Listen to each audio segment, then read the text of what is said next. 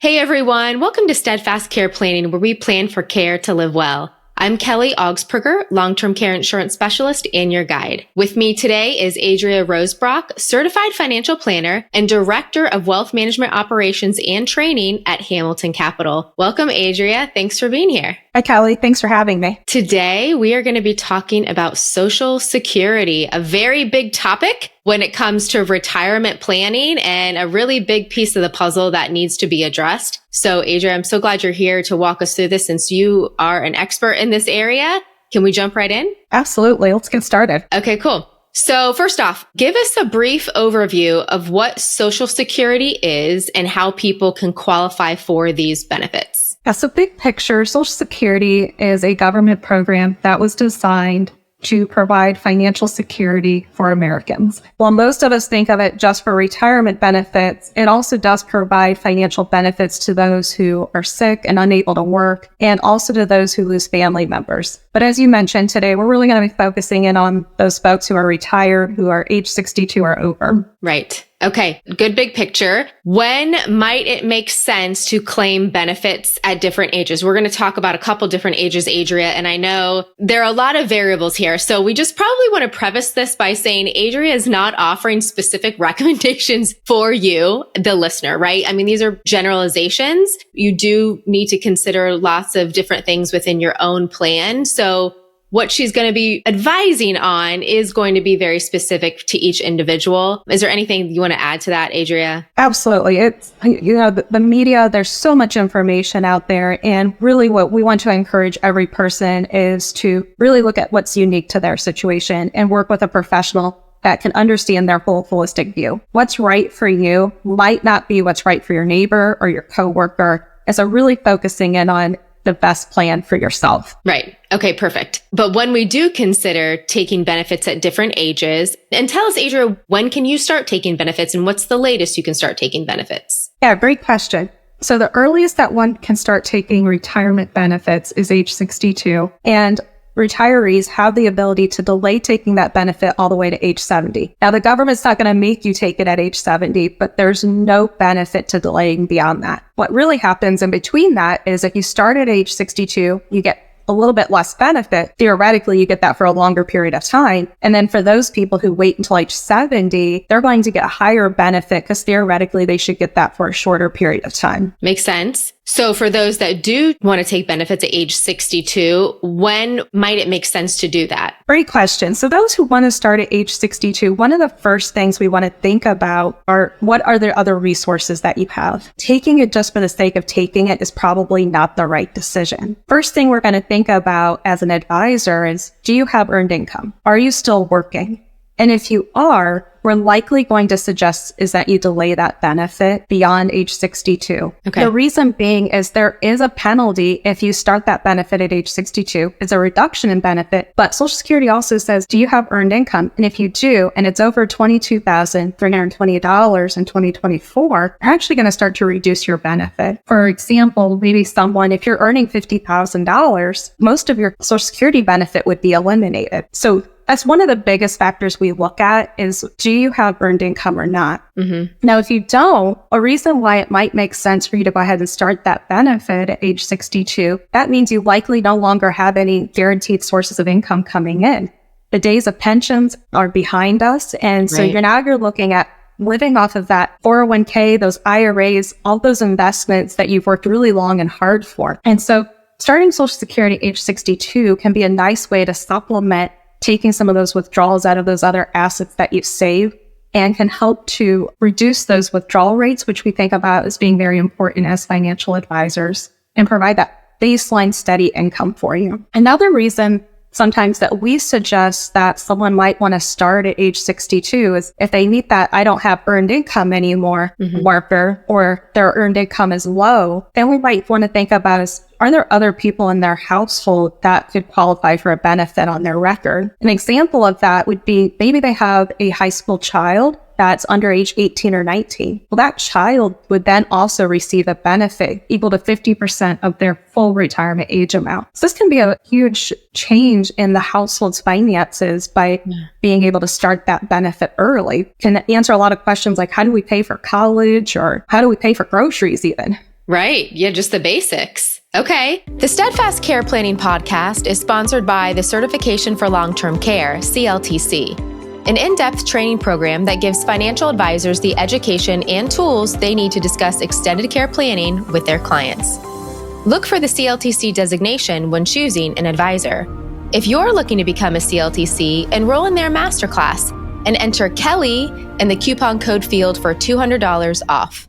And then, Adria, what about full retirement age of 70? When might it make sense to do that? So full retirement age is actually going to be either 66 to age 67, depending on the year that you were born.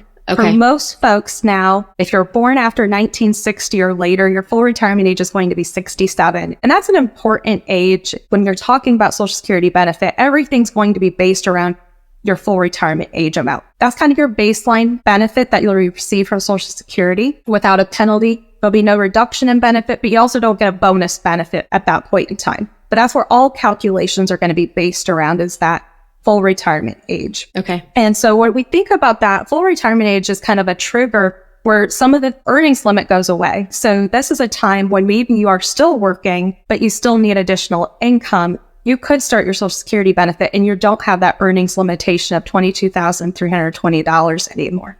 Okay. But that's a big reason that we're looking at that age so closely. Other reasons would be you need additional income because maybe you step back in your career. Instead of working as hard and grinding it out and putting in as many hours, maybe you went down to part-time employment, something to give you a little bit more work-life balance, but that income's likely not the same as what it was when you were working full-time. And so Social Security could be a nice supplement to providing that additional income that you might need to meet all of your expenses and needs. Another reason might be instead of wanting to take those withdrawals out of that 401k or those IRAs, those other investments that you've worked really hard for and saved really hard for. We have a saying in our office is that your Social Security check, you really can only leave that to one person, but your assets, the things that you've worked hard for and saved and sacrificed along the way, those are benefits that you can leave to other people. You can leave those to the people you love and the causes that you're passionate about. Your Social Security check really can only be left to yourself, and there's some spousal benefits there. Great point. So some other reasons when we start looking at full retirement age is perhaps you have a spouse that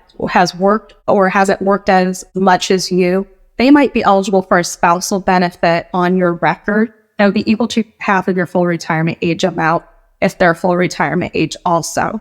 So maybe they took some time out of the workforce for several years, maybe to raise those kids. Their benefit might be a lot smaller than your benefit. And by you starting yours, it opens up your record for them to get that spousal benefit. Okay.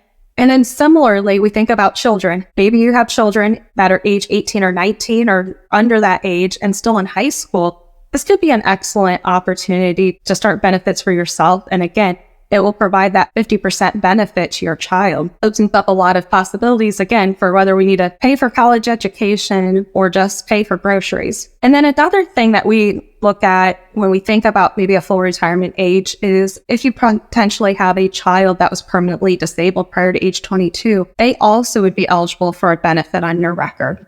Okay. So full retirement age just opens up a lot of possibilities where some of the penalties, the spoilers, go away. And now we have other people who are eligible to claim maybe a benefit off of your record. Okay. Adria, where do you see most Americans in that age range? When do you see most people take their Social Security benefits? It really is dependent on every client's situation. We want to look at what are all their resources that they have available, and then think about what's the best way to utilize all the resources available to them. And what's right, again, this goes back to what's right for your neighbor might not be right for you. You might be really healthy, and it might make more sense for you to wait to take yours at full retirement age or even maybe at age 70, but maybe your neighbor's not as healthy. Maybe they have a chronic illness or something that's going to shorten their life expectancy. And that might be a reason also to start it at age 62 or at least at full retirement age if they're still working. Mm-hmm.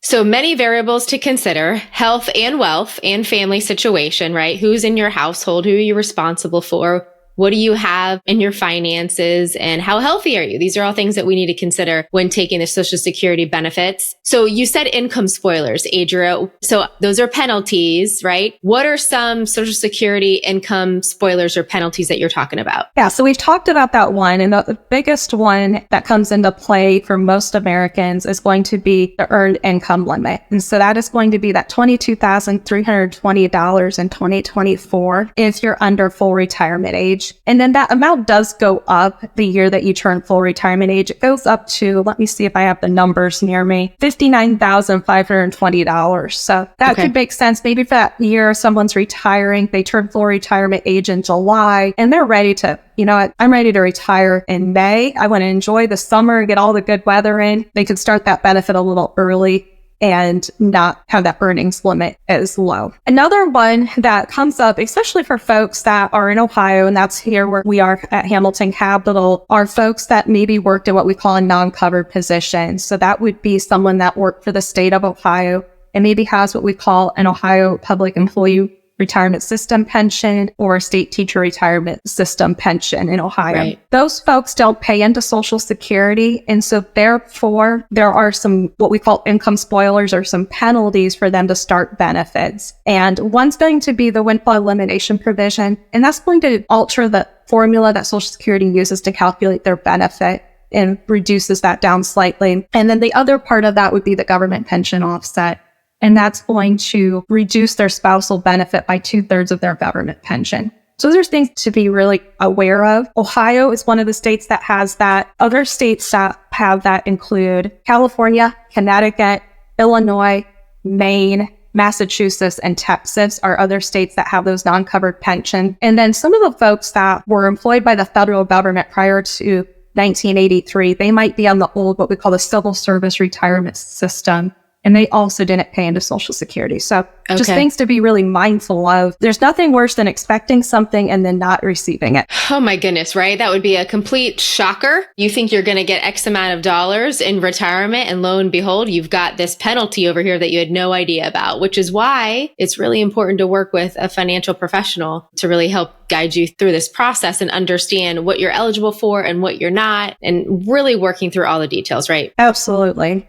Yeah. I highly encourage everyone to work with a financial professional that can really guide them through, understand their entire financial picture, as you were talking about, someone that you're comfortable talking to about your health, your entire family situation, and someone that will help devise the best plan for you in context of everything else that's happening in your life. Well said. Well, what about strategies for widows or widowers, Adria? I would imagine there's some specific things that maybe they need to address or think about in their financial plan with Social Security. So what are some of those strategies? Widowers, they do have some unique situations they need to think about. And the first one is if you lose your spouse early in life, you want to be really thoughtful about if you remarry. Remarriage prior to age 60 can impact your benefits. Also, widows or widowers have the ability to start their benefit, their survivor benefit, as early as age 60. And the reduction amount's a little bit different than on the retirement side. Really designed to help provide that supplemental income that someone in that situation might need a little bit sooner. Things to be aware of as a widow or widower is it may make sense to start your survivor benefit around full retirement age or early, and then at age 70, switch to your own benefit. That would allow your own retirement benefit to grow. And again, these are just unique things that you might not know on your own. And unfortunately, Social Security Office, they cannot provide advice. They can give you the facts, but they can't tell you what's best for your situation. And so really working with that professional that understands the ins and outs is going to be most beneficial to you. Okay. Good to know. What about divorced people, Adria? What about strategies for them? What do they need to consider? Oh, yes. Divorce, sadly, it happens more and more frequently. And some things to just be mindful of is just because you're divorced doesn't mean you can't receive a spousal benefit. In fact, you can still receive a spousal benefit as a divorcee. Things to be mindful of. You have to be at least age 62 to get that benefit. And your ex-spouse has to be that same age also or older. Okay. So gray divorce is on the rise, as we're aware, and something to be just mindful of and planning through that time for yourself is that you'll still be eligible for a spousal benefit potentially, but divorce typically has to be for 2 years or later to independently file for that spousal benefit. Okay. Otherwise, your ex-spouse does need to be receiving that benefit also to receive that. Other things to keep in mind is that remarriage can change those benefits. And that could be for the better or for the worse. So just something to consider in your entire financial situation. Okay. All the more reason to work with a financial professional so they can guide you through all this. As people are listening, hopefully your heads aren't spinning. I know there's so many considerations here, but it really is such a personal, customized decision on what you need to do. Each person is different. The Steadfast Care Planning Podcast is sponsored by Amada Senior Care. Amada provides complimentary consultation with a senior care advisor to find the right care from in-home caregiving to community care, as well as long-term care insurance claim advocacy and unique support partnerships for financial advisors to address family transitions and generational retention. To learn more, visit www.steadfastwithamada.com. Now, Adria, how often does Social Security change the rules or change the requirements? Is this like every year things kind of change or every few years? What have you seen? They don't make a lot of changes to the system very often. Okay. So there was a big change in 2015 that limited some of the ability to do some what we call restricted applications, which just said, hey, Social Security, don't pay me on my record, pay me on someone else's. They did a big change in 2015 around that. Prior to that, one of the biggest changes was in 1983. And that was when we saw the retirement age changes take place. And we saw the taxes begin to increase over a period of time. But generally, it's not good for them to be making big, swift changes in Social Security from year to year. Things that you can expect to see is that your benefit, once you start receiving it, does have a pull-on or cost of living adjustment on it. That's according to the Consumer Price Index. Okay. But otherwise, not big shifts that will take place. It's typically not in the best interest to take away benefits from people once they start receiving them. I know there's a lot of talk about the future of Social Security, and some people are really nervous. So, Adria, and I know you don't know, right? You don't know exactly what's going to happen to it, and don't have that magic 8 ball, but what do you think the future of Social Security will look like? Is it going away? Are we going to possibly see some adjustments, some changes? Is it going to stay the same? What do you think, just in your professional opinion? Yeah, great question. And like you said, I don't have a crystal ball, but if I did, things that I would think of that are more likely to happen than less likely is that Social Security is likely not to go away. Think about the number of Americans who are currently receiving benefits from Social Security. And if all of a sudden that income stopped, how would that impact our economy? How would that impact families? How would that impact voter turnout? Right. And I think that's one of the things you have to think about is that Congress, ultimately, they'd like to get reelected. And if they do something that impacts a lot of voters, that upsets them and hurts them, they're a lot likely to revote for you. So what's more likely to happen are going to be more of those subtle changes to the system and less likely around the folks that are currently receiving benefits. Now, it could impact folks receiving benefits. Can't guarantee anything, but if I were to kind of look ahead, I think we're going to see more changes like we saw in 1983. And that was when we saw the retirement age change, full retirement age change from 65 to the 66, and 2, 4, 6, 8, 10 months all the way up to age 67. So we're likely to see something like that again.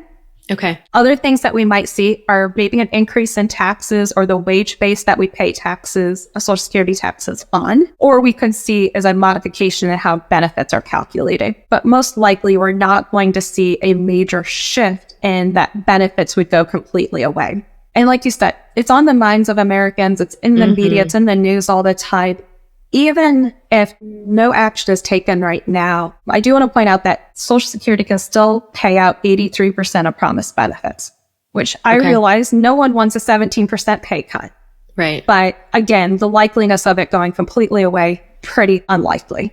Okay. Well, that gives, I'm sure, a lot of people just a little breath of air, like, okay, we can kind of relax a little bit and hopefully continue to receive those benefits. It just might change. Or maybe for us, right? We just might not be able to retire as early as maybe we had hoped and still receiving those Social Security benefits. So thanks for that little boost of confidence, Adria. Any final advice on how people can plan to live well? As you think about your life and Social Security, things I'd encourage everyone to do is set up your Social Security account. Go out to ssa.gov and set up your My Social Security account. Review your statement regularly. Make sure your earnings record is accurately reported every year. Check that frequently. They don't mail those statements like they used to. So make sure you're checking that. Make sure you're working with a financial professional that is well-versed in the subject of Social Security and someone ultimately you're most comfortable with sharing information about your wealth, your health, and your entire family financial situation. Good advice. Adria, if there are mistakes on that record, how would you go about getting that rectified? Right.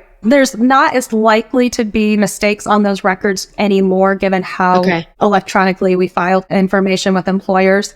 However, if you do see a mistake, what they recommend is that you contact your local Social Security office and you'll need to provide documentation, proof of income, and then they'll be able to adjust that record. So an example of that is if your W-2 said you made $50,000 and on your Social Security statement is showing that your earnings was $5,000. Somewhere, someone missed a zero. We forgot a zero.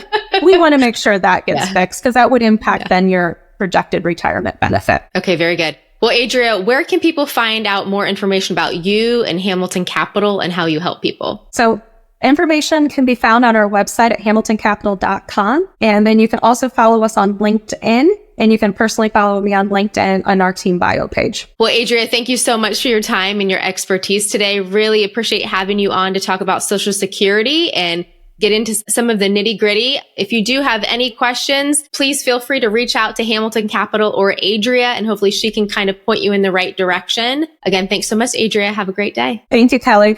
Take care. Bye-bye.